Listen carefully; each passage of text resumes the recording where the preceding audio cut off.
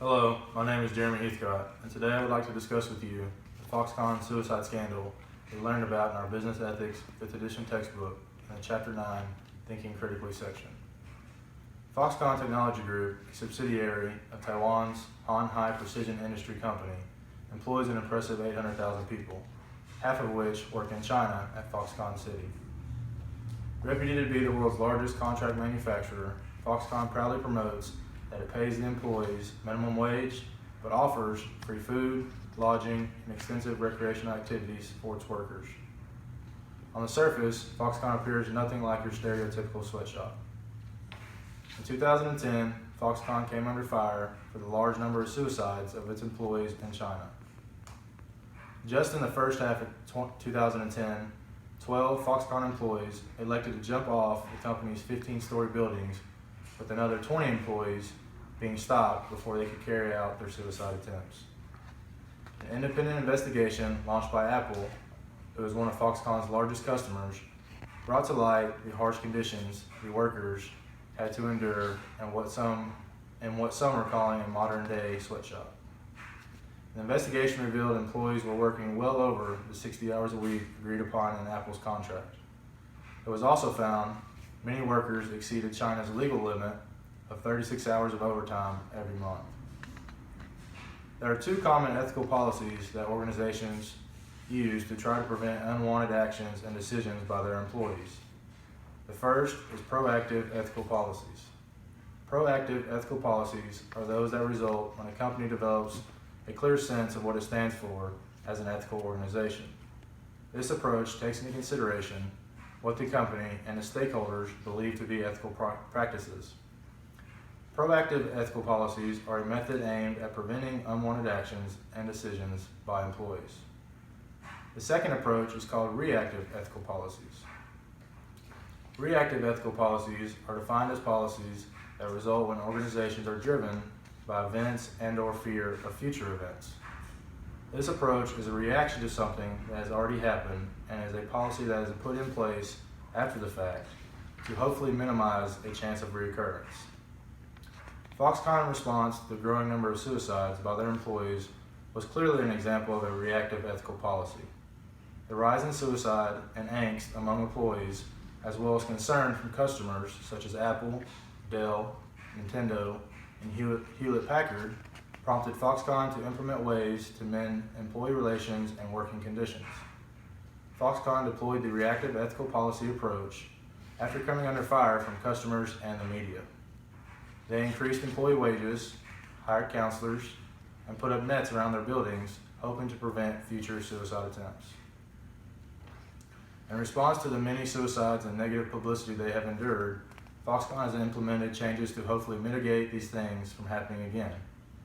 One of the changes Foxconn has made was raising the wages for their employees. In doing so, Foxconn has now greatly increased their labor costs, and with already wafer-thin margins, must find ways to continue operation. Knowing which of your products or services generates the biggest profit margins is critical to building a sustainable business. It helps you determine where you should focus your resources for future growth and where you should be trying hardest to cut costs or raise prices. To maintain a successful business, Foxconn might have to drop some products that do not produce as big of profit margins as others. Another option is to negotiate a higher bid when their current contract is up with their customers. The simplest way to measure the profitability of a product or service is by evaluating its gross margin. Since Foxconn makes up such a large portion of the market, customers might not have a choice but to accept the higher bids. Customers will also take some solace in the fact that their products will not be associated with a company that has such a high suicide rates if Foxconn does in fact improve employee working conditions. With the changing demographic in China, many members of this generation have rejected the idea of working for such companies as Foxconn. With a reputation as a modern-day sweatshop, companies like Foxconn, who experience high turnover rates due to harsh working conditions, are in jeopardy of potential labor shortages. According to the head of Foxconn, China's young generation of workers are no longer interested in blue-collar jobs. Instead, they have set their sights on work that is technology-based and doesn't require physical labor. Younger generations have witnessed the hardships endured by their parents and grandparents and are seeking other employment opportunities in China. Executives must be able to appeal to these younger generations if they hope to have a company that will be sustainable for years to come. They must promote good ethical practices and competitive wages to entice young employees to begin a career with them. In the meantime, large manufacturing factory companies like Foxconn have looked at other ways to keep progressing in the industry. Streamlining the production process through automation has become a primary focus for large manufacturers all over the world. Foxconn is applying robotics engineering and other innovative manufacturing technologies to replace repetitive tasks previously done by employees and through training. This also enables employees to focus on higher value-added elements in the manufacturing process, such as research and development, process control, and quality control. Through automation, Foxconn has reportedly replaced 60,000 factory workers with robots already. We must also ask ourselves, is Foxconn's response enough to stop any future suicide attempts?